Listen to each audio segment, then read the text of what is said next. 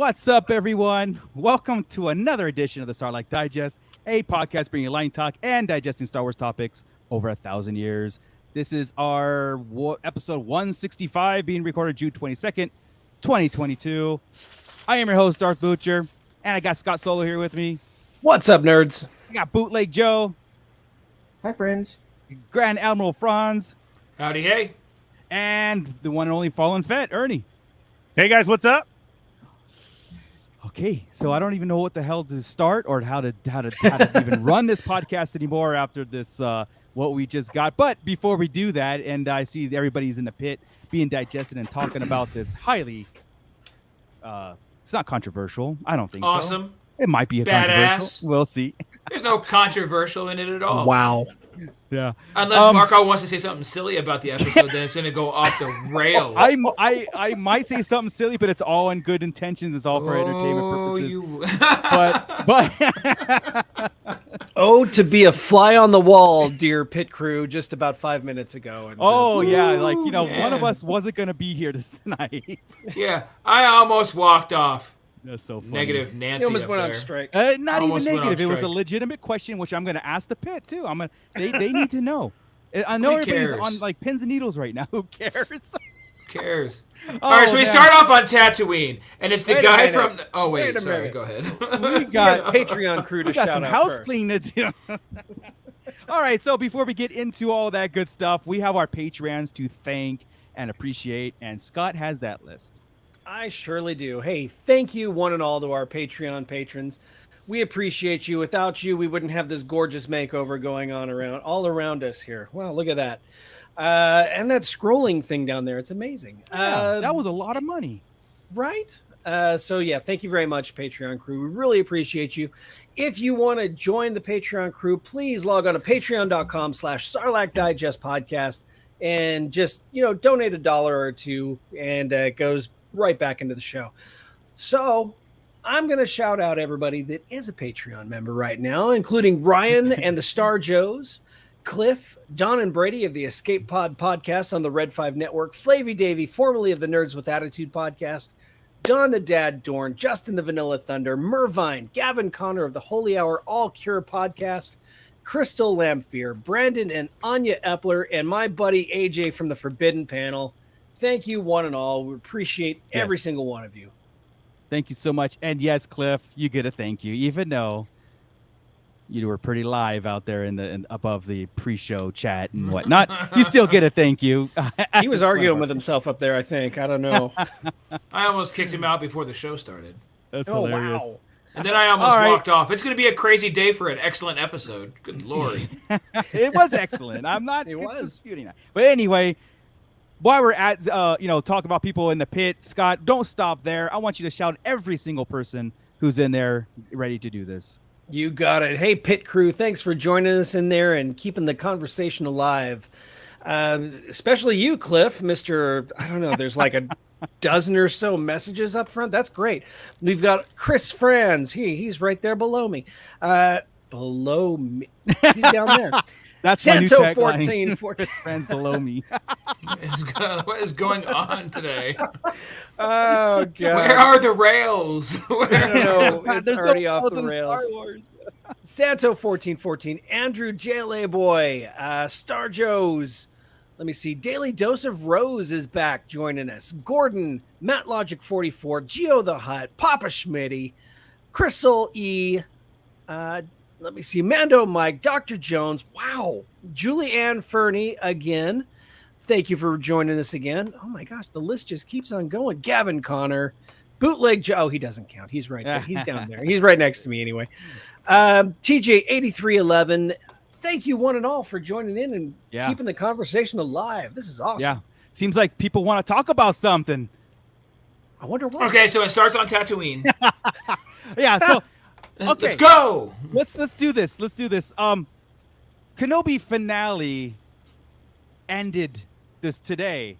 As a whole, this is how I look at everything from episodes 1 through 6, at what we got as a bookend stuff. I'm going to say something right now that I said last week that I'm going to do a 180 on. Okay? I said last week I was good if they ended the series. I was good if they, because of just, stuff that we talked about and all that stuff about episode 4 and all that dialogue. But after I watched this, I was in tears in a good way, because I thought, contradictory to some people, I thought it was bookended very, very well. I thought they handled the dialogue and everything with respect and perfect. And going into A New Hope, I'm just like, I'm floored. I am floored. So I'm man enough to say that I was wrong. We needed this episode. We needed it. As was I, because I was right there with you. I didn't think we needed a final duel. Yeah, exactly. And we got like 2 final duels. Yeah, dude. I mean, like, it was the Leia stuff. It was the Vader and Kenobi stuff. I mean, come on. The cameo at the end. The whole Star Joe says he's going to start off all of his conversations from now on with, okay, it started on Tatooine. Okay, look, so it started on Tatooine. Disney Plus shows are that. Okay, so it started on Tatooine a long time ago and far, far away. It started on Tatooine. Yeah. So overall, Scott was patting himself on the back last week. I got like 8 things in this episode. So you really did. I'm all over this episode. This is how I would have wrote it. I texted the chat and I said, "Wow, did Chris write this episode?" I love this episode. We might get into some things tonight. Don't get us wrong. There's some probably some heated debate coming in a minute. But I think this series. And again, Cliff, I know you might disagree with this. I saw some comments of yours and everything, and other people. I honestly think this should be the staple moving forward. This should be the series. Yeah, the bar is set. I believe that Deborah Chow did an amazing job. That I was like, okay, I probably would just never. I wouldn't change anything about it. It is what it is. And like Ernie's talked about Rogue One, and Scott and Chris talked about Rebels and Clone Wars, how it enhances the next level, how Mandalorian is enhancing the next level, moving to like the sequel trilogy and everything. I think this should be the staple moving forward, and I'm really hoping it is, and really looking forward to Andor now, right? So, but an A+ for the entire series for me, an A+. And honestly, this episode, the one that this one changed my mind. This one changed my trajectory on a lot of things that I was kind of worried about. You know what I mean? Like, for the one time, I felt like we're in good hands and I'm cool with it. So, my 2 cents. You guys go ahead. Like, what was your overall feeling about this thing, like, as a whole? Not just this episode, but as a whole. For me, as a whole, I think it worked out incredibly. I mean, the way it played out, the slow build of Reva's backstory. I mean, whenever she started, I couldn't stand her, but you're not supposed to stand her because she's a villain, and she's the way her story unfolded. It was really I think it was masterfully done, but I know other people might not agree with that. I think the buildup of Obi-Wan's power and where he starts in the beginning to where he ends up here at the end. Yeah.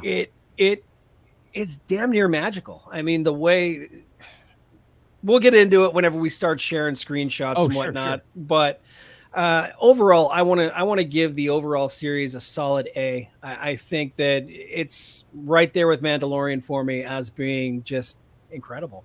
So right. Joey, we'll go right in the circle here.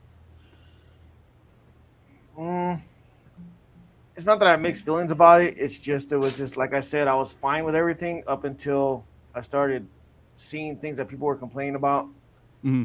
And honestly, my only real gripe was just the generic music that took me out of it sometimes. But other than that, I loved this episode made up for that, though. Yeah, I'll give it a this last episode really healed a lot of cuts. So I'm gonna say I'll give it about Scott, a solid A. Okay. Chris? 9.5 for the series and 10 for the episode. The 9.5 is down, number 1, to give it some space. Number 2, I think they screwed up some CGI and a couple little things here and there. Dialogue doesn't bother me because Star Wars is full of cheesy dialogue, so that's as long as it all goes together, I'm cool. It does. There wasn't anything I at this point that I can complain about. I mean, episode 4 was slower, but it's it worked with the whole thing. I love Reva's arc. I love Obi-Wan's arc. I love his relationship with Leia. Leia is fantastic. Through and through, she was a great add here, and I would love to see her show up in Andor with Bail, and I'm sure that's going to happen. I don't want a season 2. This was done perfectly. I like where it ended. I think it's just they set it up for A New Hope. They actually did the dialogue like we talked about last week. All the stuff that would leave it to everything between Bail, between Leia, between Vader, Kenobi. It's all ready for A New Hope right now. Don't screw with it. Let it be. Yeah. Solid. And the music, this one. That was my complaint from day one. Yeah. I switched it up last week and told you guys, the music was better. It just seemed to fit better. And you guys all switched on me. Then today, we get Star Wars back. And I was like, wait a second. Is John Williams doing the whole score? Because it was like from Jump, right? You're like, wait a second. Yeah. We're out here with the Star Destroyers here in it. We're everywhere. I'm like, now we're rocking and rolling. And the license and it was gone. Yeah. Not to jump too far ahead, the CGI. My day one, or day two, I suppose, when we saw Vader's castle, right? I said it looked like a bad set. Today, when we saw Vader's castle inside, it did not look like a bad set. Right. It looked like we were inside Vader's castle. There wasn't anything around it looking goofy, nothing. I'm telling you, they listened to our show. Yeah. They changed the music. They fixed the CGI. They put in like 27 different things we asked for. They did. There was definitely they're getting our stuff for free, and I think we need to start charging. Yeah, they did. They totally didn't make this thing months ago, and maybe a year ago. No, they listen to us. Reshoots and re-edits, man. It's really easy to recut, man. Real easy. Oh yeah. Dumb down some. Hey man, take that HD down a notch. Get your ratios right and what have you. They listen, man. Hey, put some John Williams in here. We can do it for the books. We can do it for the episode finale. Just go. Saving things for the best. I mean, if it's the whole rule of like save it for the best. Save the best for last. Whatever, they did a great job on it. Ernie, what was your thoughts, man? The whole thing. It was a series that was just a this long ass movie basically. It was a long ass movie, and the build up was great though. I know people's gripes and everything, but again, taking it as a whole, as I took it. I get all the comments that you guys are saying, and instead, I just actually sat back and watched this one. Yeah. Obi-Wan is not my character. Boba Fett was. I was nitpicking the crap out of that one, and it should have been this, it should have been like that. Instead, I just sat back and enjoyed this one, and at the end, I was crying. I felt like it was Christmas. Like I said, I had my Sears catalog with me. I was waking up to all the best toys in the world because we got everything, and I couldn't wait to share it with you guys. That is basically how I felt with it. I can take the music because then again, at the end of the movie, we got the correct music and it lays up, and again, it makes 4 new again. Now you hear that in A New Hope, and it just like rolls, Rogue One did. Right? Yep. And it's like that's the moment the era changed. Exactly. Right? That last episode, boom. Yeah. And it's that's a good roll point. Together. The whole. I was laughing so hard last night at that ship chase. I swear to God, I saw somebody's hand going like this, attached to it. It's like, but again, then you go into 4, and it's gonna match. It shouldn't look HD. It shouldn't look nothing of clear quality. It should look really cheesy, swinging on a string to go right into 4. The ship looked cheesy, but the Star Destroyers looked straight out of the original trilogy. Oh yeah, correct. Right, and like all the moves, perfect. Yeah, for sure. But our Falcon chases, our asteroid, we're getting that back and forth. I loved it. And then I hear people nitpicking about it, and I'm like, stop, enjoy it, sit back, look at it as a whole, and imagine everything. Now this into 4 is fine, and as an extra bonus, your Christmas movie is watching Rogue One. We'll be watching this, Rogue One, and then into 4. And you're like, you're set for Andor your weekend. In there too. Hopefully, when we get that right. But I was so down for it because as a whole, wow, it was amazing. Like I said, I gotta tell you, like a lot of stuff I'm reading the comments to, we explained this on the podcast too, and we explained in the show, and then we'll get into it, like major stuff. It was like it's like I didn't know I needed this to tie it all in for me to make it make sense, to make it like, look, I'm good. This was like a great segue or a great segment to Star Wars, in addition to Star Wars. Leading up to it, I wasn't positive. That's why I was kind of like, look, I'm putting it in my own head. Look, okay, end it here, do this. It was perfect this way, do it. And I was kind of shaping it my own way. But this really kicked it in gear for me. And the stuff that I have is like I'm gonna put out and probably trigger Chris. They are legit questions, and there are going to be legit things that I saw, but did never. And I get the answers, and that's so funny. It's like I understand the answers, but I don't think it's enough to destroy anything what we saw. You know what I mean? It's like one of those things. It's like a car. You won the car race, and it was a little wonky, but it still did it. But the entire race as a playback was awesome. You know what I mean? And that's how I kind of looked at it. If I didn't have it this episode, and we ended it on episode 5. I would have been like, yeah, it was cool. You know what I mean? So like I said, I'll just hit the pit real fast, and then we're going to get into some of the major plot points in this whole thing and really delve into a lot. So for the most part, a lot of people liked it. People are giving it A's, solid A's.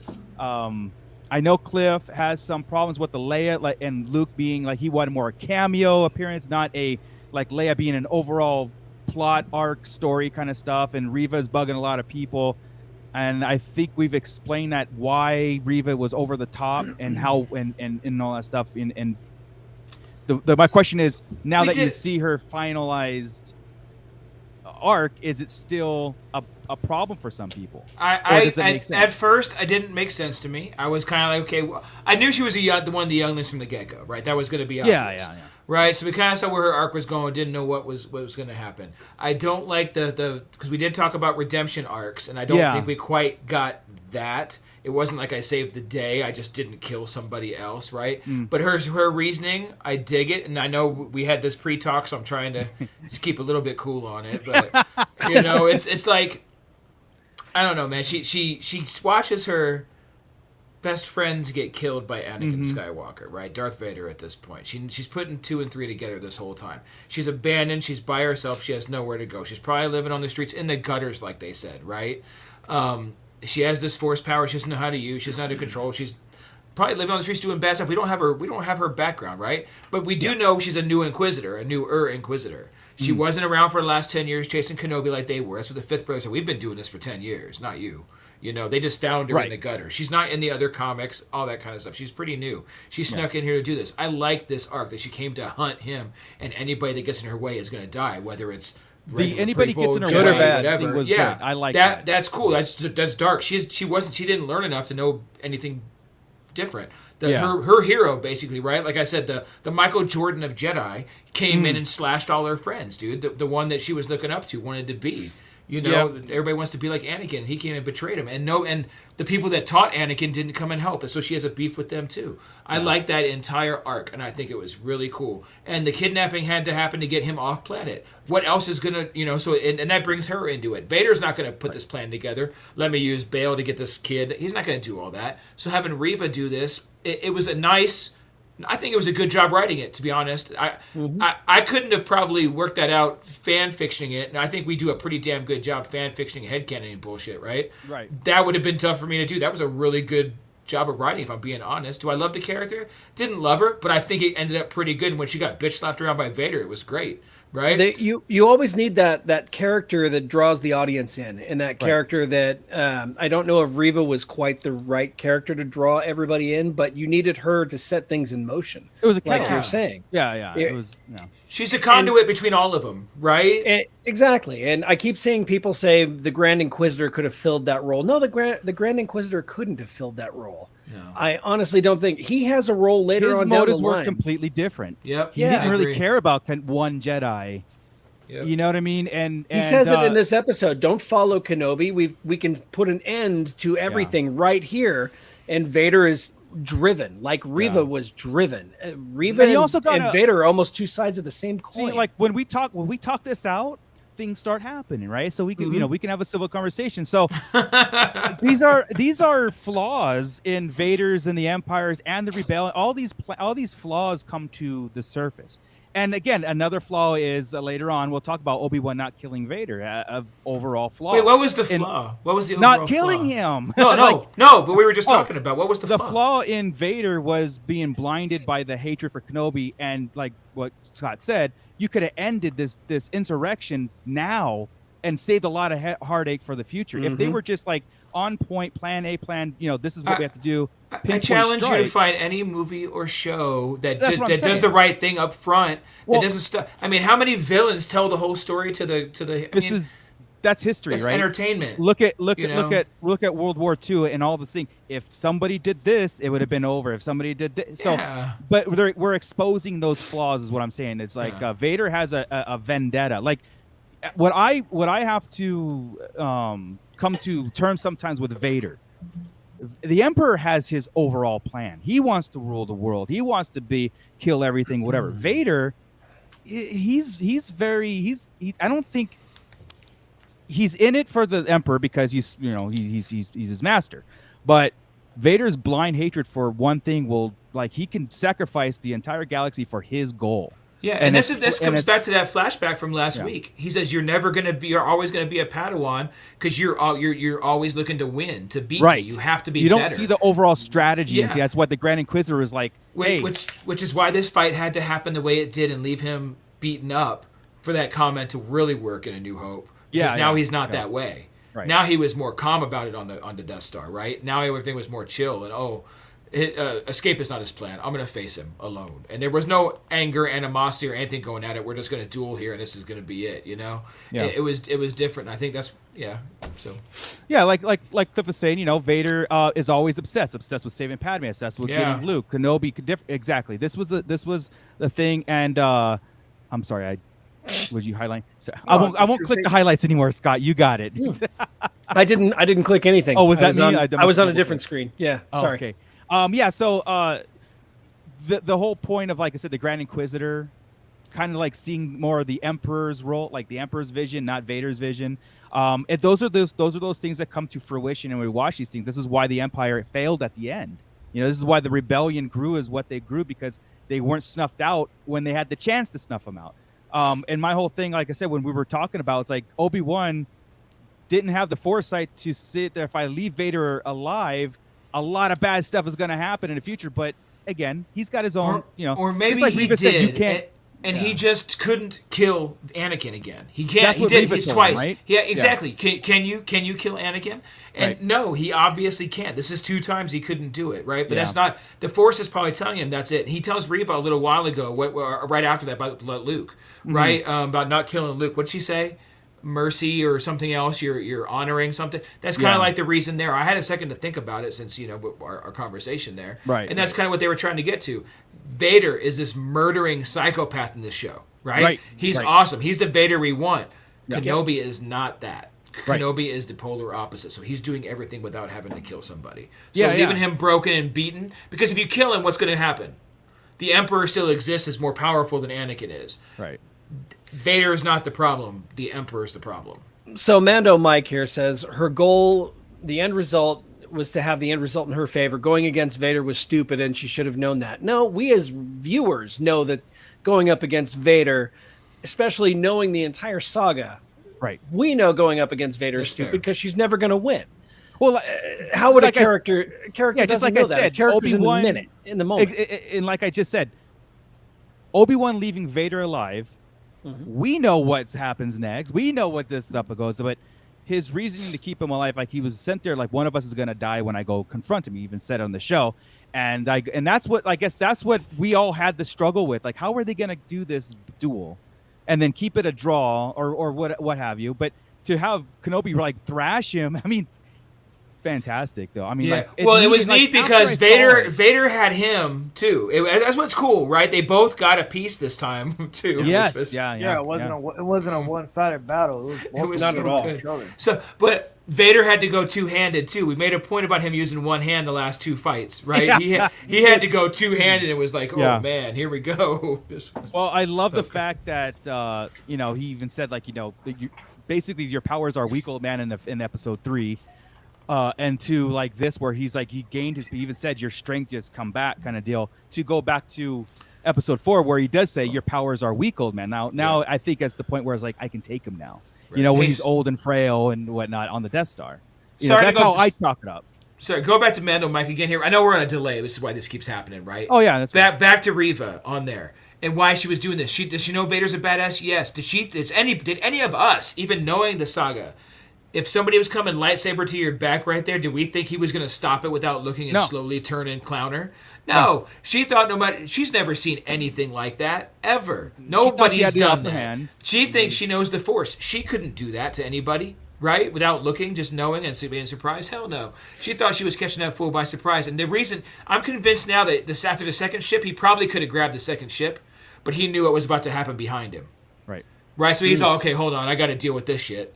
Boom. And then immediately, that all made sense right there, right? But no, she did not know that. To go toe-to-toe with him. She wasn't trying to go toe-to-toe. She was trying to take him out from behind. Stab him in the back. Yeah. Right, that was what she was trying to do. And that's probably another reason why it's like, oh, look, I can't get to Vader. I'm going to get to something that can hurt him. I'm going to take his kid. Yeah. I like Papa's comment, because as much as we all theorized and line talked and talked about that came true, that one did not come true. Where we got his training montage. That would have been awesome, right? Happened off screen. In the snow, yeah, and just slowly talk about music. You're the best around. Yeah, that would have been it, so, dude. Yeah, I know. It's like we've got screenshots and everything, but this is fun too. Like to kind of like go over the entire arcs of these characters, because that's we want to jump around. I think that a lot of people have problems with they didn't like Reva from the start. She was overly aggressive, and we kind of explained that, like why she was overly aggressive and why she was in this vendetta, because she's trying to sell herself to the Inquisitors and Vader and be this and get next close to Vader so she can Julius Caesar him. It's like this is a whole a classic plot, and we kind of I bought into it. I'm not gonna say I'll speak for myself. I bought into okay, that's cool. And then to her to come to the fruition again, I'm talking myself into it, right? So come to the fruition at the end when she has Luke there and she's like, I can get to Vader. And in my head, I'm trying to think like, okay, she's probably like, what's the point at this point? I'm going to kill an innocent kid. Just like what happened, because she saw herself. She looked at Luke and she turned into herself. And she hurt him by her hand, right? She hurt this kid. And now here she is, this 10-year-old kid. She was 10 then, right? Yep.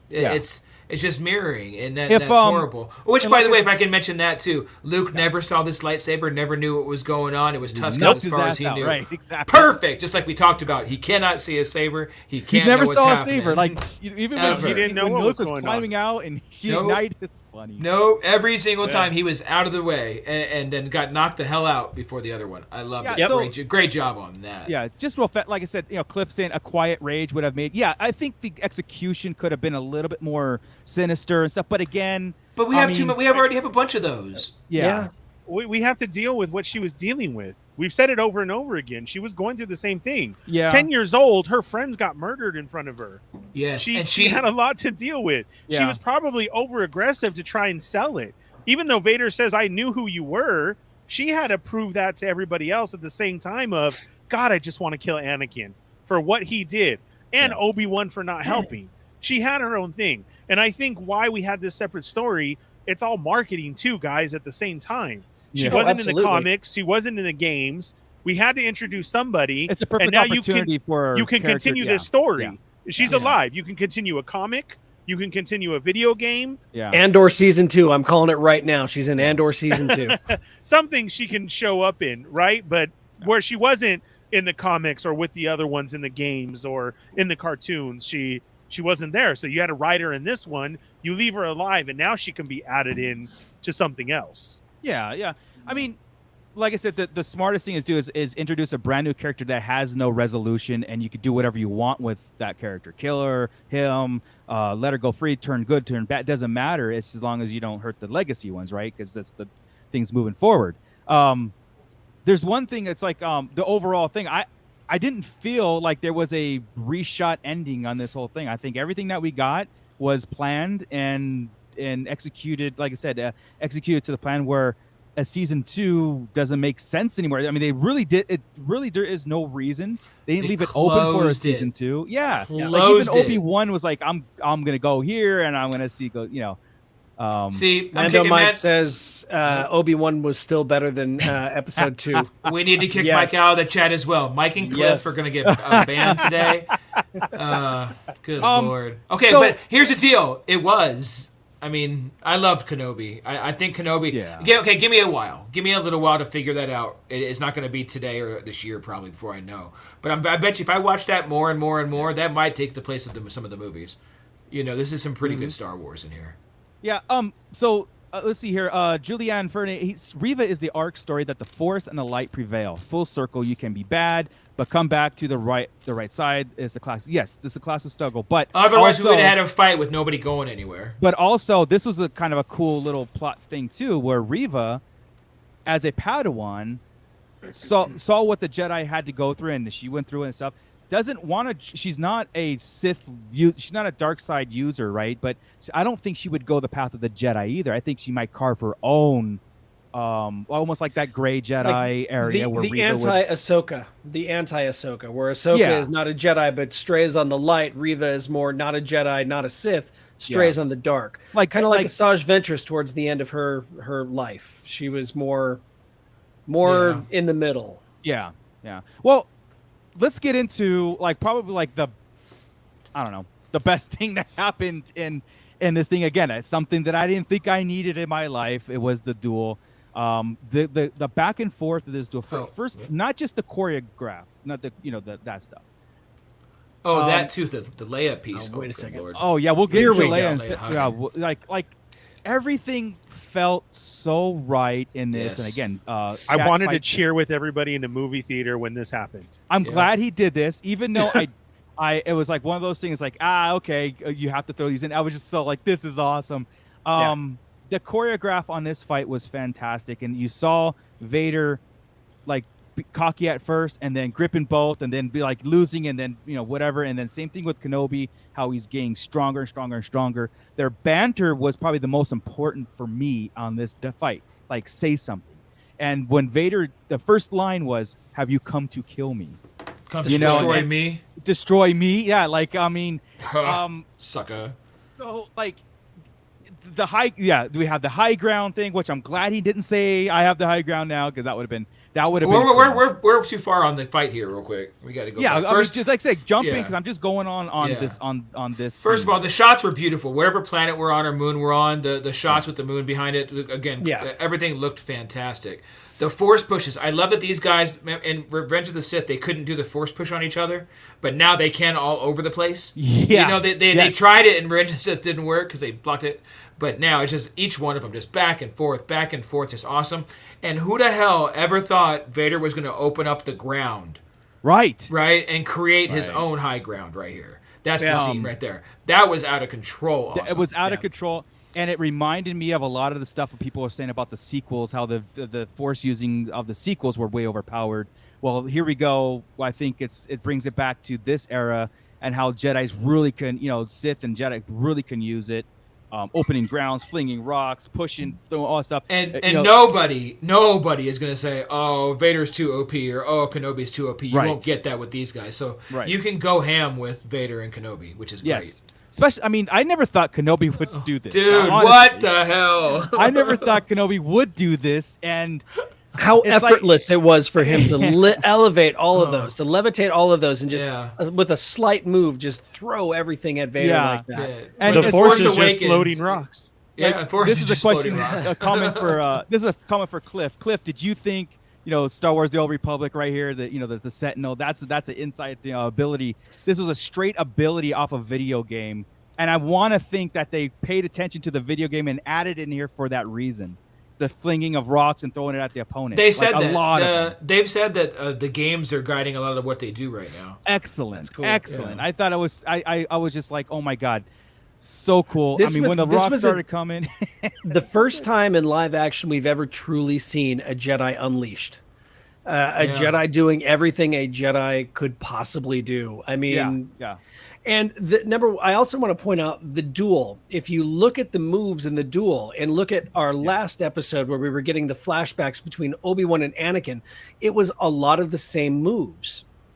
And all you've got to do is take the focus away from each other and put the focus outward, and you could see how they would duel together against a common enemy too. Right. The way the lightsaber was choreographed, you could tell these two were trained together. You could tell they fought side by side. They know each other's moves. They know each other's and that harkens back to episode 3. You're right. Like, again, like I said, the rematch of the century. Hell yeah.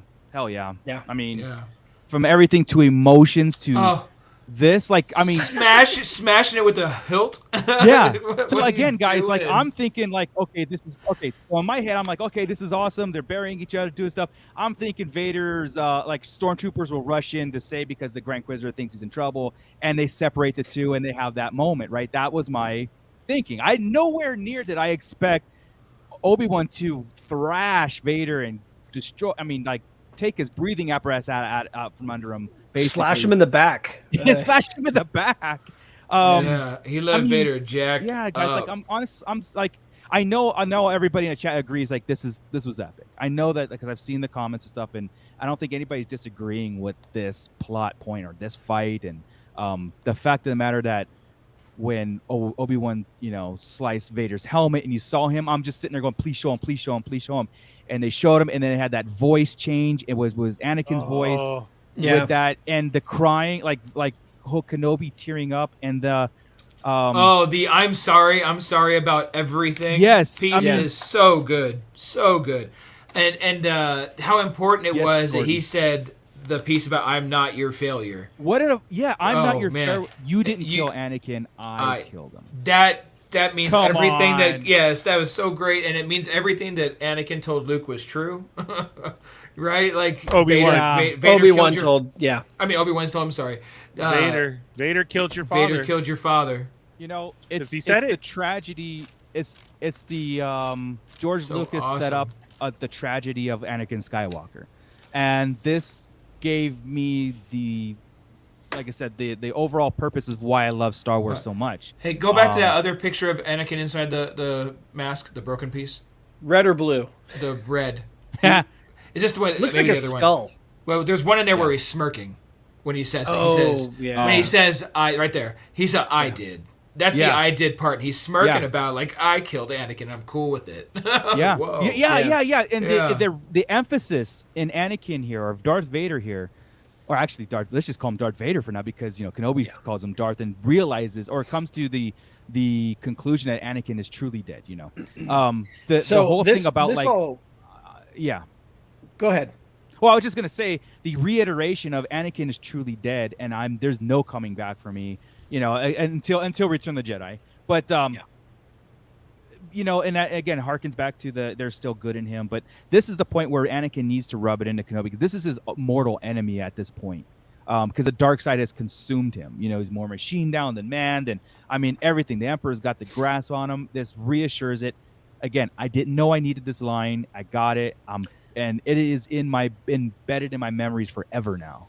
Especially since we kind of got a similar scene in Rebels whenever it was Anakin or Vader versus Ahsoka, right? And so of course it was the other side. It was the other side of the mask, not this side, right? But it just I didn't think I needed this, but then whenever this happened, it happened. I'm looking at it, I'm going, oh man, they redid the scene, but then they did it so well. I'm like, it made you forget about Rebels for a little bit.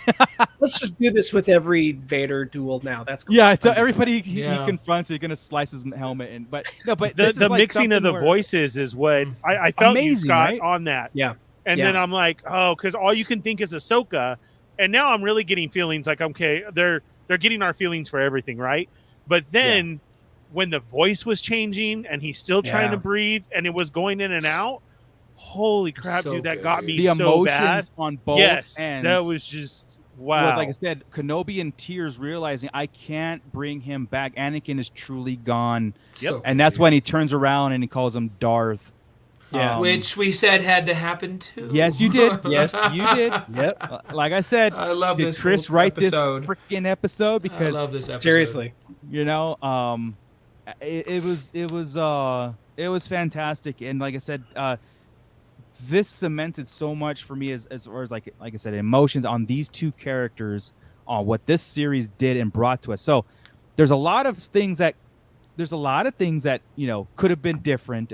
Like I'm talking to the chat or the pit and stuff about Reva's comments and the way they did things about Leia, bringing her into the fold. There's a lot of things they could do differently, but honestly, we got to this point and this finale. We got to it because of those scenes, and that's what made me cool with it. Like, okay, everything is good because we got to this conclusion and this whole breakdown. I think honestly, and Cliff and I think Mike or some people don't like the Leia or the maybe cameos. I don't think Kenobi would have thrust himself in the fight if it wasn't one of the children, because he almost didn't care about Leia. Remember, he was like, "You find someone else. I got Luke to look after. He's my responsibility." So you take her out of the equation, okay, and make her a cameo. I don't think it's as impactful. Especially, what else is going to take him off of Tatooine? He's got to stay there and watch Luke. That and the importance of Leia's arc moving forward. If she didn't go through this, naming her son Ben for an obvious reason now. I mean, like a really obvious reason, not just not just the Easter egg. Her and what we said last week. Leia's role is changing moving forward to this when she comes and goes towards the political realm. When she dressed her own, like I'm this type of leader. The mother was like, I like it, I dig it. She says, if I'm gonna do this, I'm gonna do it my way, kind of deal. Because of her role in this series and her interactions with Kenobi and stuff, this is the Leia that we've grown to come to know and love. If it wasn't for her, then we have to speculate on other things, and it's like it just means a lot more important. So, again, I'm 100% cool with this. I love Leia. I think Leia was necessary in this film. I wouldn't have, or this film, whatever it was. This epic journey, what have you. Look at this with the buns. Stop, right? And Lola in the holster. Lola in the holster. I love the fact that this scene, as she's dolling herself up, she's putting herself in the outfit. Nobody's dressing her this time. She's combing her hair. She's making sure her braids are really pretty. And then she puts on these warrior gloves and she puts on the holster. And then her mom walks in and she turns around. She looks like a badass warrior like Leia always did. A feminine badass warrior. Yeah. It's so funny. Here's Gordon. I keep young Leia and get rid of Flea. Yes, 100%. Yeah. So minor tweaks here, but now this conversation here, like some people will say these guys shouldn't have met. They shouldn't have had. I think this makes it so perfect because this again we've talked about the message, right? The help me Obi-Wan Kenobi. You got the Bail Organa half of the message. Then you've got the Leia to Obi-Wan message, personal right? message. Help me, Obi-Wan Kenobi. You're my only hope, right? Yeah. And later on, I was talking about this again with the kids today about when we watch A New Hope now, and Obi-Wan's ready, about to take it, right? About to bite it with Vader. Yeah. I always saw him look at Luke and tell Luke to run, and thinking only Luke. In that same exact look, Luke and Leia are both there. And I know that wasn't the plan at the time. They weren't twins at the time. None of this was happening. Right. But now when you see the movie and you look, you're like, he's all okay. Mission accomplished. They're both safe. It's on them now. Yeah. Let's go. It reminds me of fucking perfect. It reminds me of the book, the EU book Truce at Baccarat. Mm-hmm. Luke, after being, I'm just going to bring this up real fast, but Luke, after defeating the Empire and whatever stuff, he was trying to talk to Kenobi or Anakin. And Anakin would only talk to Leia. He would only talk to Leia, like only, talk to her. And he was mad that he wasn't talking to Luke. It's because Luke didn't really need him, just like Qui-Gon at the end. Not until the moment that he really needed him, he was going to. It wasn't that he didn't need him; it was that he couldn't see him. It's like you can't hear Jimmy, right? Yeah. So you don't hear Jimmy. You don't hear Jimmy. So same thing. He wasn't hearing Qui-Gon, who, by the way, has aged the most since 1999. Yeah. But this was fantastic. Yeah, and we talked about this too. Obi-Wan couldn't see him because he was disconnected from the Force. Right. We saw full-on Obi-Wan about 10 minutes before this, so ready to go. Here he comes. When Obi-Wan unleashed the entire abilities and got reconnected everything, this is when, like I said, everything came back flooding into him, and his confidence level came back, and his role in this thing, that's why at the end he can walk away with confidence, knowing like you said, I'm just gonna kind of like do my own thing and grow as a Jedi, or talk to Qui-Gon for 8 years. But guys, like you know, again, there's a lot of things leading up to this. I was very, very like, oh man, I don't know how they're gonna do it, and everything that we got this today was just there's not enough time in the world to talk about Star Wars sometimes. You know, like there's, like I said, the minor plots that get to this level. Yeah, okay, we can talk about it, and if it's needed or not.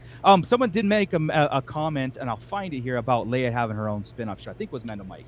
I could see her actually showing up in other things like Andor, more so than getting a Leia series. I would hope to see her in other stuff. Well, it's so funny because, like, I think the novel's kind of hurt a little, in my opinion, like the political aspects of it. It filled in some stuff already in the books. But now knowing how Leia is this, like, thrust into the lifestyle and how more meaningful it is for her now, interests me a lot more to go back and read stuff and continue that story. The thing here with Leia, though, if they do a series, as much as I love this kid, there won't be any kind of cool adventure with the 10-year-old. Like the stuff, I mean, there can be, but you need a Kenobi type. She can't have that many, right? Right. So you got to go a little bit farther along, and you get Millie Brown to come in and be older teenage Leia and handle that. The in between this Leia and our Leia. You know, are you okay with that?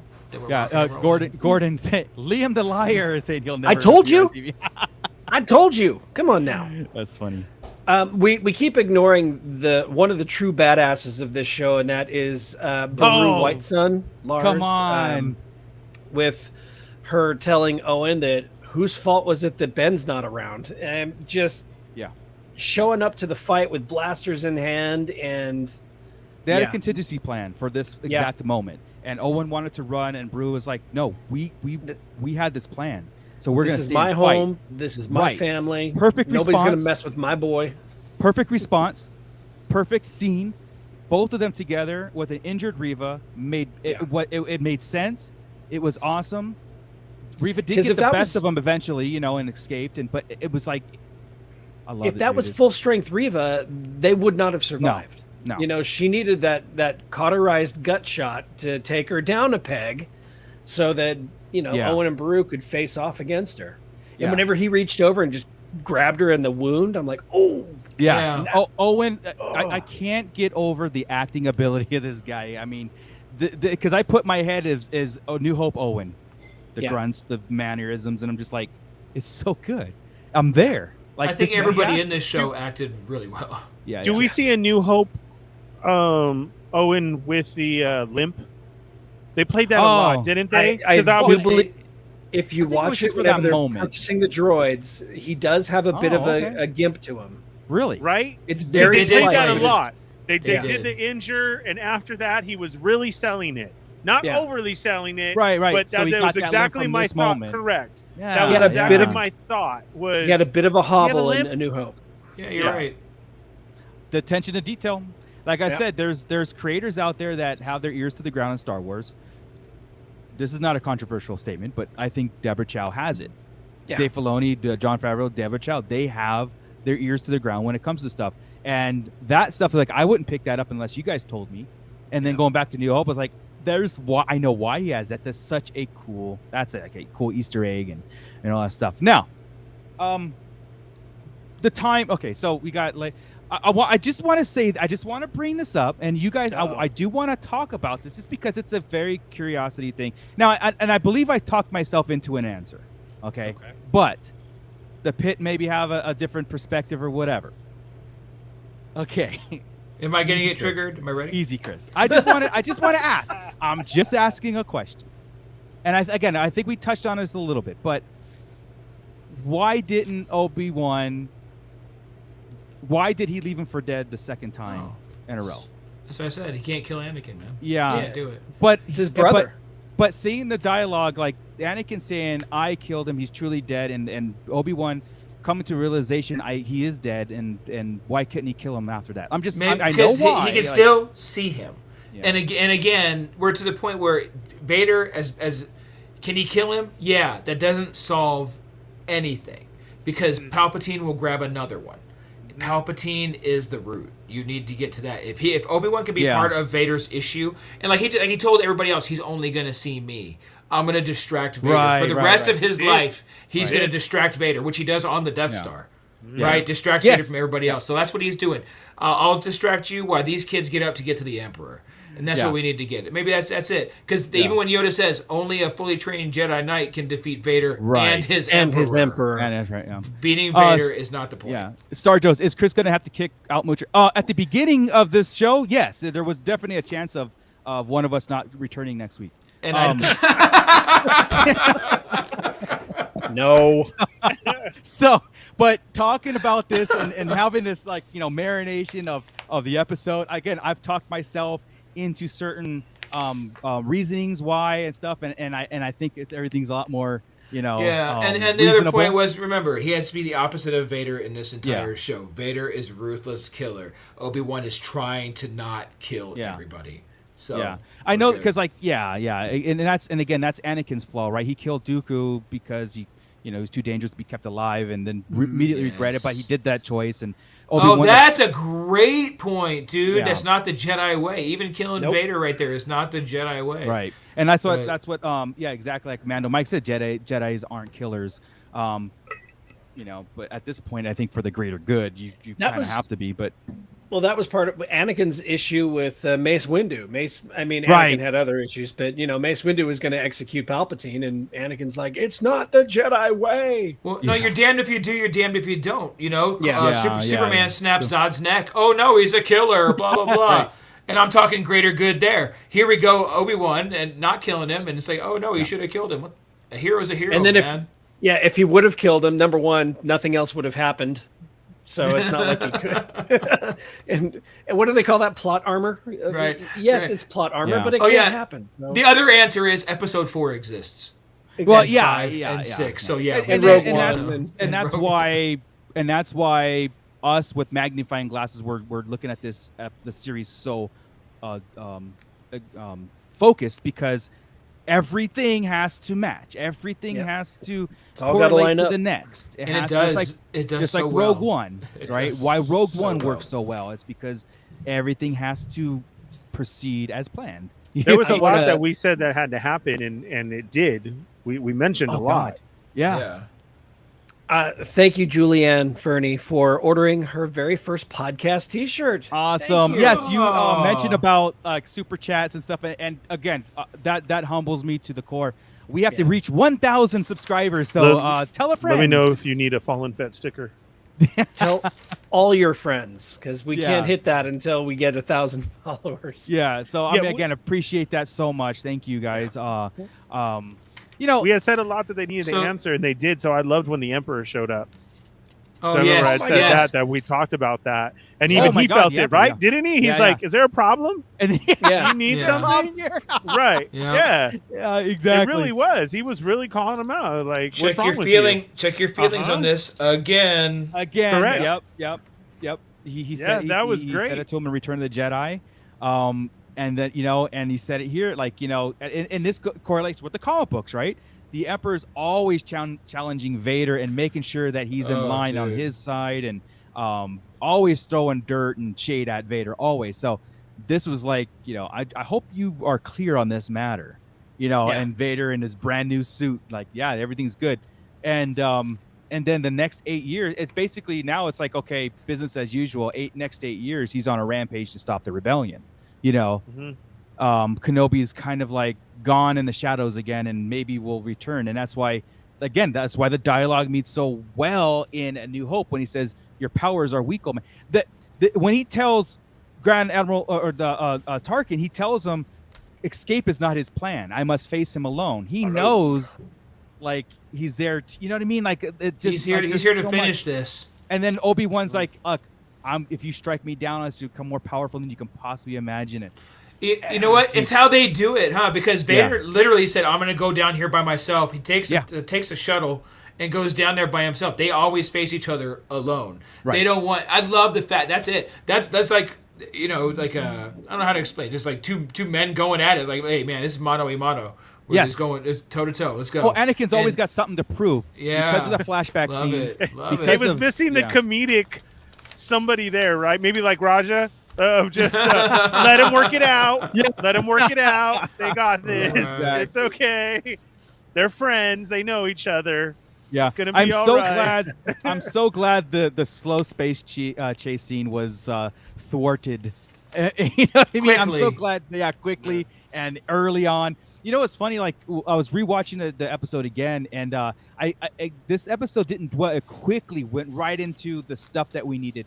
Quickly got into the duel. Quickly resolved that space. The hyperdrive's Yeah. broken. Escape, and then Riva showing up, and it just was like a real finale, a real, meat and bone finale. And like I said, I kind of like feel a little bit at one point, like I've always said this too, Star Wars is ours. We take this, we go home with it. But I'm kind of like a little bit hurt, not hurt, but like saddened that people are not into it or they're finding things to make this like Star Wars is dead to me because of the series. And I was asking you guys this. I'm thinking like, am I blind? Am I seeing something that they're not seeing? Why is it dead to you? How can this not enhance things moving forward? I just don't. They're already set in their ways. They're all that group of people are already set in their ways. Nothing since the purchase from Disney counts because they erased their legends and all of that, and they've just kind of shut down. They go into it with blinders on and just hate everything. Yeah, I mean I think they're dwelling too much on something that it's like. I'll say that. I'll say. Here we go. See, when you ask this question, you're going to get bad answers. And this I is know. This is the ugly side of the fandom. You had a black woman as Riva, right? As a lead thrown in here. So number one, they see that as a maneuver that on one hiring. right there. Right. They see that as a maneuver on hiring and checking a list, right? I think she was fantastic. Yeah. Right. She was, but that's what that scene, right? Then your little buddy, Obi-Wan's little buddy happens to be Leia, not Luke. And we're making sure that we know Leia is as important as Luke is. Yeah. And it was in the dialogue. And then you have all of a sudden Owen was a badass in the beginning and he's about to run and Beru's the one that pops out the pistols. Hell no, fool! Let's go ahead and set up a spot. She's going to get here at sundown. Blah blah blah. Let me run this. That's why some people have a problem. Now these were all. I'm sorry, I want to finish it because I'm going to sound bad. Yeah. Okay. These were all great characters, and nobody's letting go of what they thought they're. And remember, prejudice means prejudging, right? They're all judging what this is going to happen. They have to be these ways. Every one of those characters served a purpose. Every one of those characters acted very well, and every one of those characters was done very well in their arc. Beru didn't really have much. She just had to come be a badass, and that was totally fine because that's all she got to do. She should just be a badass. Yeah. Leia was perfect. Reba was great. But I'm just telling you, where that side sees things, because it does happen, guys. It does. I hate to say it, the sequels were all about Rey. Rogue One is all about Jyn. It's not like we don't see that, right? Even Bad Batch is more about Omega. You know what I mean? Yeah. It's not like it's not seen, but it can't Omega, and it can be. It should be, but that's where you're getting with this new fandom. Yeah. This fandom with Disney. That's the issue. Yeah. So. It's so funny because I look at especially like familiar characters like Beru and Leia. I'm like, of course they got to be strong. I mean, this is Star Wars. You cannot be weak in this. You get killed if you're weak. And like Gordon said, they don't understand the amazing universe that this is, and there's stories all over the place. There is one thing that Cliff mentioned too, and I agree. It's like, hey, let's. I think he's. In his mind point, he's ready to move on to something new and better, and because of the dangers of retconning and stuff like that. And that was my thought. And I told you, even before Kenobi series even launched, we were sitting there going, look, this is the testing ground. Boba Fett's fun, Mandalorian's brand new, but Kenobi's going to be the test, because now you're messing with scripture, right? Now you're messing with things that are set in stone that you can't just change a little thing, because the original trilogy is gospel to us. Which they did a really good. This is the one they had to tiptoe. They had to tiptoe it. Yeah. And they tiptoed it, and they stomped on a few really well, actually, and didn't tiptoe around anything. They just full on hit it, and I was like, oh well, shit. Yeah. Again, Star Joe's great point. Never had a problem when Leia grabbed the gun from Luke in A New Hope to take charge. Exactly. Now we're just getting more of them, and that's when everybody starts. And it's not. It's more a political thing than a Star Wars thing, I think. Right? You know how the world is split, or the country is split. I think that just falls into our world, unfortunately. Yeah. And I think those two sides end up in here battling in our galaxy and bringing that shit on. And I agree. That's the problem. Yeah. And that's where I'm trying to get to with why people bitch so much, and they just need to let the shit go. Well, here you go, Cliff. Say the thing. He wants to move on from OG. Well, you should be very happy with Kathleen Kennedy then, Cliff, because she said basically that they are going to be moving away from the Skywalker saga into other different adventures and all that stuff. Also, not only, right? We're still going to have we still have a lot of stuff in this part of the saga and after Return in between. We've got a lot of stuff going on. But with Watiti's movie going wherever the hell it's going, right? And we're supposed to get some Old Republic and High Republic stuff. We'll be done with the Skywalkers for a while. And he's just a fun dude. He's just a fun dude. I see a fun movie coming out of Star Wars. Yeah, like the way that he does his stuff. I really do, and I think it's going to be highly needed, and it probably will be away from everything. I know how everybody wants to move away from it, but unfortunately, these are the stories that we have. I don't want to move that far away from it. I still want. We have 7, 8, and 9, and these what they're doing now is changing that. Yeah, we're getting backstory to the whole cloning stuff. We're getting the Snoke story. This of Leia, seeing little Leia right now, plays on a whole line of never underestimate a droid. Yeah. She has Lola. She wanted Lola. She puts them in her hip. And now we know why the Black Series Kenobi comes with Lola. Correct. Yes. And you have to respect droids, which her husband later does not. Like absolutely does not, which is awesome. Just correct. So it's all part of that one. Well, like that. Kylo's name is Ben. It all just them doing this and us, because mind you, we had all talked about why would she name him Ben if she never met him.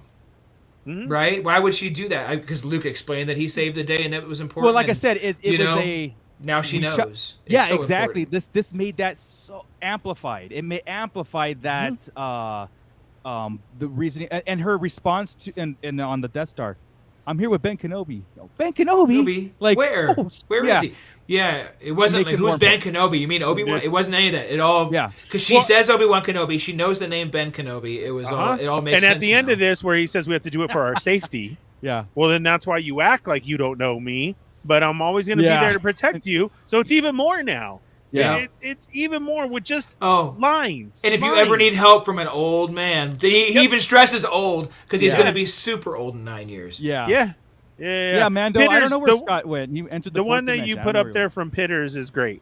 If Star Wars really is dead to people because of all this, then it was never really alive for these people. Hating for the sake of hating is ugly, and that's what we have to face sometimes now. Yeah, that's where we're at, and that's why I'm trying on purpose. Yeah, that's why I try to explain that. That's because I'm seeing them all, and I'm sorry, it still does exist. They could not care anything about Star Wars at all, except that she was a black woman. Okay, let's do this. I'm sorry, I faced it today at work, literally hours ago.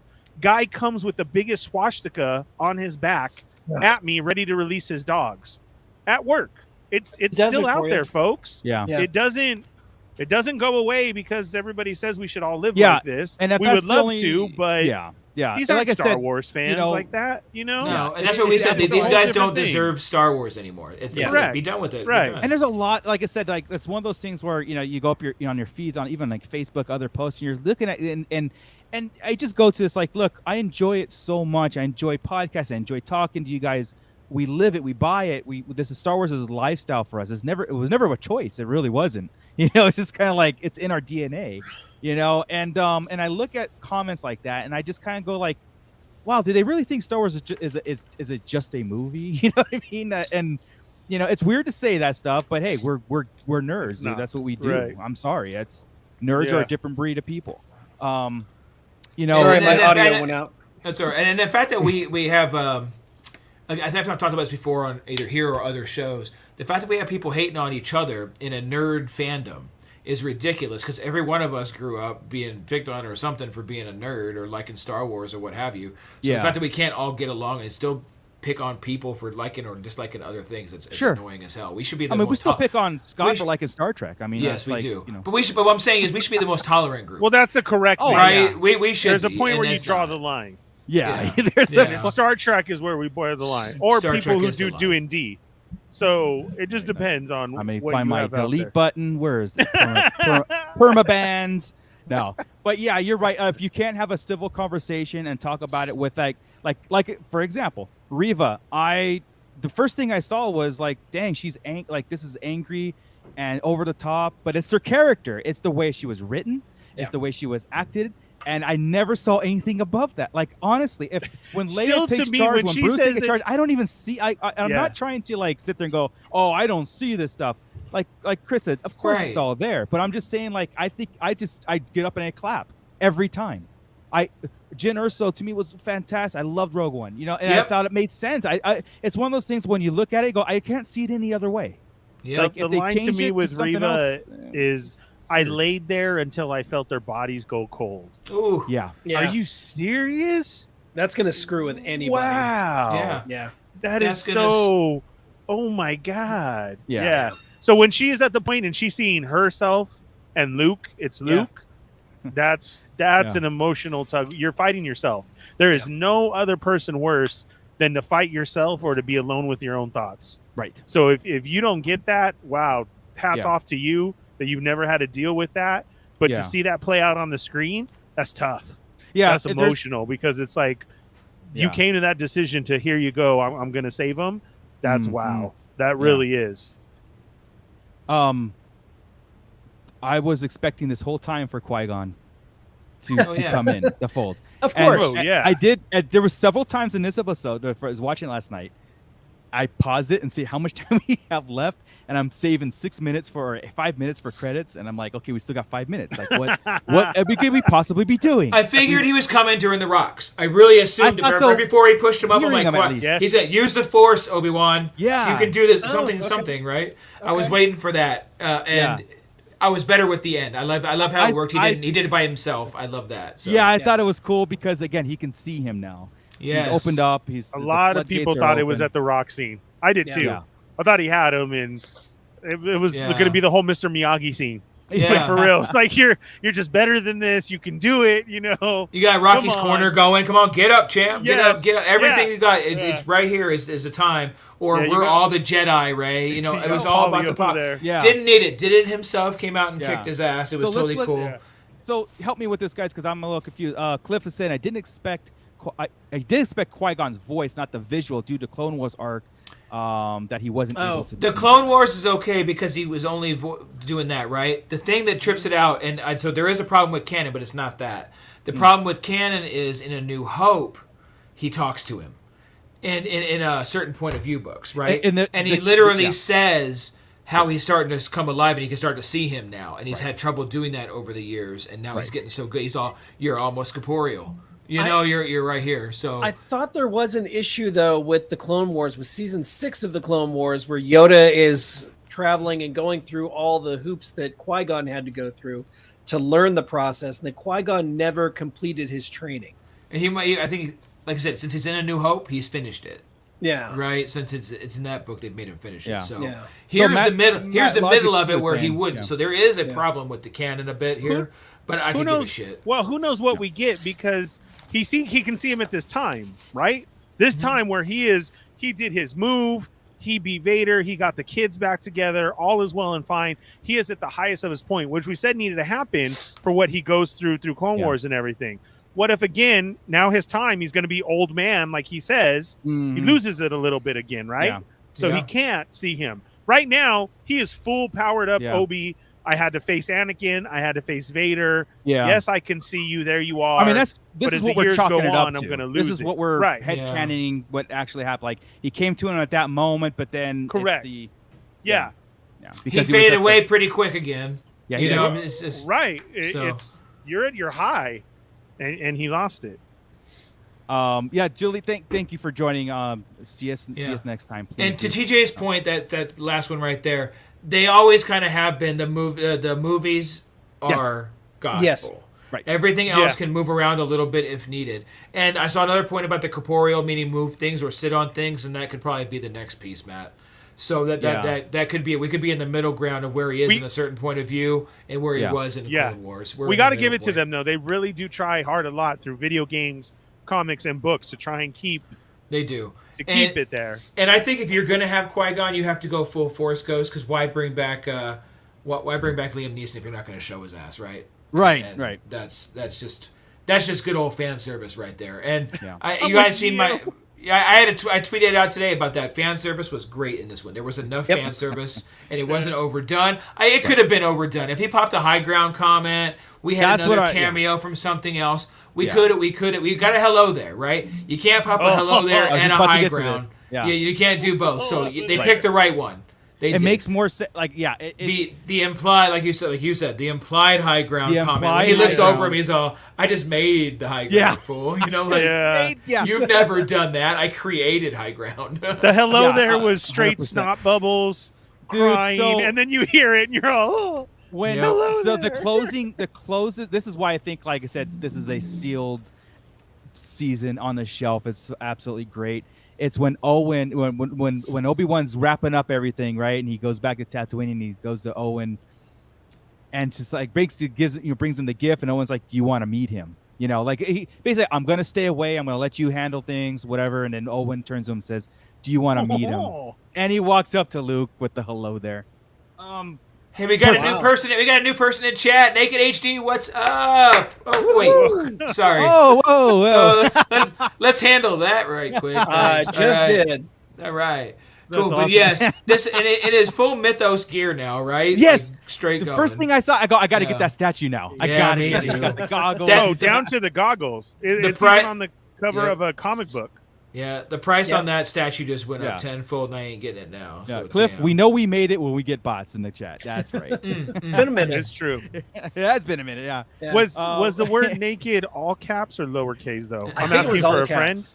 It was all okay. It was all caps. Yeah. He was It yelling. was very excitable. Yeah, very excited. All right. Unblock it again real fast just so we can get it. I Just want to to make sure. Want to make sure they stay away. Yeah, I'm gonna block them on my personal site too. But yeah, guys, like the closing of it, and like I said, when I turned the TV off, I'm sitting there going, I don't need a season 2. I'm done. In fact, the season 2 would probably just make it boring at what we just got. I don't need a season 2 of this story. No. Like I said, I can take another. Something happens with Obi-Wan, but for this, I don't need this to continue at all. It's cool that he met Luke. Yeah, but and that's all it has to be, because by A New Hope, he's a strange old hermit, lives out beyond the Dune Sea, which was cool too, right? Because I didn't really think about that when he was watching over him. I'm thinking that's his job, but in A New Hope, they're right. He lives out beyond the Dune Sea. He's not there watching over him. He's just on the same damn planet. Not anymore. That was really strong. Very clever. Because that fixed the Revenge of the Sith to A New Hope deal, because how are you watching over him that far? Perfect. Because perfect. That's because he was there waiting for something, and then for Beru and Owen to step up, because he immediately runs off the ship. Where is he? Yeah. What? You know? Right. He was scared. Like, see, this is why I didn't want to leave, and it worked out. He had everything was taken care of, and then Luke's line of, I don't know, that guy shows up and watches me every once in a while. Yeah. You know, now it's not as creepy. Obviously, too, Kenobi knows now that his presence is putting people in danger when it's that close. And obviously the communications, all that stuff. So keeping his distance and trusting Owen and Brew to screenshot. Wow. Hey! Wow. They're quick. We have made it. Wow. Jesus, man. I don't have bots on my show. I want to give Brian Buckley, formerly of the Nerds with Attitude podcast, a shout out really quick for joining us live tonight. He's in Ohio, so we know it's freaking late. Very cool. And he brought Naked HD with him. Well done, Brian. Yeah. So with that, guys, I think we can put this one in the books. But I know that we're going to be. Can we talk about Leia one more second? Yeah, please do. The Leia and Kenobi ending. I don't know how much I mean, just your mother. This came from your mother, and these were gifts from your father. Man. Amazing, right? Amazing. And how great Leia was. Okay, first, just go back a little bit with the Lola. They were talking about being scared, the kids being scared. Yeah. And she said Lola makes them feel better. And he said, I should have a Lola too, or I should have one too. That's right. And she snuck it in his stuff to send to him. Yeah. I was worried that Lola was going to play this big old part in this finale and somehow come up and save him from Vader. And I was going to be all mad about it when this happened, right? I was like, oh, don't do this. Right. And all it was a symbol Symbolic. that she gave to feel safe, and then he had an excuse to come back and give it to her. Right? So she could see him again. But as a counterbalance, screw that kid for saying Lola and running up to Lola when Obi-Wan comes out of the ship. Typical kid. Typical kid. Typical My kid. toys. Do you have my toy? Yep. Yeah. And that got us right in line for again why you said this should be the end. Yeah. I'll call on you. You can call on me if you need me. Well, I hope that day never comes. That day never comes. Will be a new hope, right? Yeah, and then correct. and then with her, I hope we see each other again. Right. Maybe. Great. And it's just great a glimpse. Call. It's just great such call, they did and, so well. Yeah, and two, like it gives Kenobi a closure too. Like I'm gonna tell what was good. After I just faced the most evil person that I've never known in my life, and here, Leia, you got the good traits out of this. Oh, and your mother stuff dude, seriously, you're right. I just, you know what? Your dad doesn't exist in you. That person I just fought is not your dad. Yeah. Your dad. And here's is the this good person. traits on him that you The take. passionate, the fearless. These are the gifts he gave you. Man, what a fantastic speech that he gave. That what a talk. It was, dude. Again, I feel such a this day. If this day never had in my life, I'd be sad. You know what I mean? Yeah. Like if I didn't have this episode in my life, I'd be sad. And I'm glad to do those kind of 180s on things, right? Like I don't know I need something until I see it, and then I need it. It's like I needed this. This was good. Star Wars needed this. I think. I think the people that are complaining can just whatever. Just Cliff, I was waiting for this too. I would have loved to have Bell say you'll always have a poem here at Alderaan. I was waiting for that too, honestly. We got a 30-year lease going on this building, so we're good for a while. Yeah. And Leia saying, "I hope we never leave here." We never leave. Yeah. Well, so next week, guys, there's no show next week, no live show, but we do have content dropping. So make sure you're liked and subscribed and everything and getting those notifications. Then we will be back on July 6th, I believe, for a whole brand new show because we've got Andor ramping up. But I'm sure a lot more other talking points and plots after we digest the episode more and more and more. And I want to talk about Bad Batch and the Path. I think that somehow the Path is going to connect Bad Batch and Andor. So that's where we're going to be. There's going to be a lot of things that we need to put in our timeline to cement in stone now, Yeah, because Roken is going to end up. I think he's going to be the connection. That was something, right? Yeah. When he told him that wasn't for nothing. Exactly. Yeah. We need leaders. Yeah, he's coming for something. Oh, and what about the whole Leia part too? That ship has some type of significance. The one that was back there in that whole shot. I mean, they even pan for it. It kind of looked like the Ghost. I was really waiting for Hera when we get the Leia and Obi-Wan talk. It's almost like it was on there to propel the next show. Is it like on another landing pad? Yes. But I'll go look. I didn't see it. It's almost there like the Falcon. And at first, I really thought it was the Ghost. And I was like, dude, does Hera pop up? But then it's not, but it's just the way that it kept being shot. Again, all these little things. And it could have been, since these are the early days of the rebellion, right? These are the very early days. So Hera could absolutely be part of the early part of the rebellion. Yeah, absolutely. In that whole speech, they were setting it all up. I was waiting for somebody to pop out. I mean, all the way from Bail to everything. TJ asked a question, do we know when Andor starts? I believe it is actually August 28th. No, it's the 30th. Is it the 30th? Yeah, according to the poster. Oh, I'm thinking September 28th for the Bad Batch. Yeah. Bad Batch, see how they do with time frames? It's so weird, right? Yeah. We're in Obi-Wan. We're going to go ahead or at least sideways to Andor, then forward, then backwards to Bad Batch. Yeah, I know. Then we're going to jump forward to Mando, then backwards to Ahsoka. Then I was explaining that to someone the other day, Chris. I'm like, Star Wars, you got to pay attention because every show is a different timeline, and we could just put ourselves in there, but to the sometimes the average viewer, you have to explain, which is fine, Because even sometimes we pop off on a timeline thing, right? We'll be like, wait, who are we talking about right now? Like that happens in Boba Fett and Mandalorian more than anything. Yeah. Where you got to go, wait, who's alive right now? Yeah. Okay, this will work. Everywhere else, you pop us right here, it's probably not that big of a deal. But right. Yeah. Mando, but yeah, Cliff, Andor would be my guess. Ahsoka may be too far. There's a lot more events that happen and stuff that's too far ahead. Being part of the path, it seems like he's going to be starting something. Yeah. And we like to call him Ice Chips. Ice Chips. Ice chips. Makes so much sense. But all right, guys. Yeah, so no show next week. I'm sorry about that, but again, we do have content dropping, some interesting content for you vintage collectors out there, or inspiring and vintage collectors out there. Something cool that we like to do. But also, I might dust off a hot topic. Poof. I mean, blow some dust off a liar. Yeah, I am probably lying.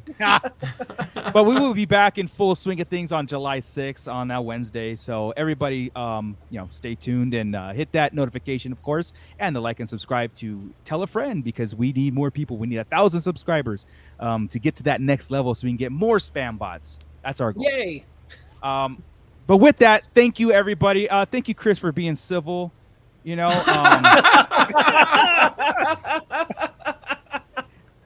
didn't. Oh, shit, that's funny. Hey, okay. Well, in the pre-show, you were going berserk, and I was like, "You are a madman." All I said was like one little thing, and you went ape on me. Because you had 3 straight. I'm on Marco. If you're going negative on me, I'm gonna light you up on this show. It was.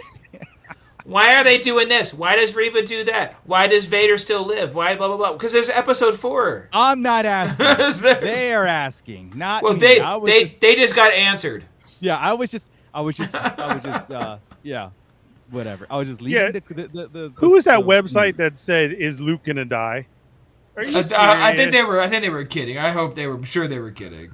I hope. Well, who knows? He could have got stabbed. It could have been a clone. We don't know. Yeah. That's not even the real Luke. But yeah, in the meantime, you can go onto our YouTube channel and our TikTok channel because BAers in. Thanks, Scott. Thanks for the daily trivia. It is awesome because I can't answer any of them. It's finished. I'll try to make it a little earlier or a little easier. No, you do you because these are things that I need to learn. Yeah. But anyway, yeah. So in the meantime, for our next between shows, we can catch us on a lot of things. So I'm gonna kick it off to Ernie to kick us out of here. Thank you everybody in the chat. Thank you everybody in the pit. Thank you everybody here. This is awesome. I'm gonna go watch Kenobi and play with my toys. So with that, thank you. Ernie, go ahead and kick us out. Yeah, thanks for everybody for joining us tonight. If you're joining us late, remember to hit that thumbs up, hit the subscribe button, hit the bell for notifications, and hit all so you don't miss when we're on. Next week, no show, but it is the perfect time to go catch up on all those past episodes. We got a lot of fun stuff going on here, not only on YouTube, but also all social media from Twitter to TikTok, even Facebook. Join us over there for Sarlacc Digest Central, where it's 24/7 Star Wars talk. You may enjoy it if you enjoy the show like this. Again, yes, please subscribe. Go tell your friends. We need to get those numbers up. And we will see you back then. Thank you to the Red 5 Network for always hosting our shows and letting us be a part over there. If you want more good Star Wars content, go look up all their daily, weekly streams for the Red 5 Network. And then you can find all of us here at our own social medias. Tonight's show is sponsored by Tachi Station Emporium. Use the code Sarlacc Digest to receive 10% off your next order for all your figure stand needs or your Dio set pieces. You want to catch the brand new item coming out this Monday. Catch my show, The Fallen Fett Chronicles, that we just aired, and you'll see the surprise reveal and get more updates on Monday. We're also going to be doing a giveaway over there between myself and Tachi Station Emporium. It's incredible. So, yeah, check it out, man. Good times. Lots of stuff going on. Awesome. And with that, Scott, I think your tagline is needed. It is needed. Keep it nerdy, everybody. We'll see you next time. Oh, you added things. I did. Where's the HD naked person? I'm such a rebel. Let's go.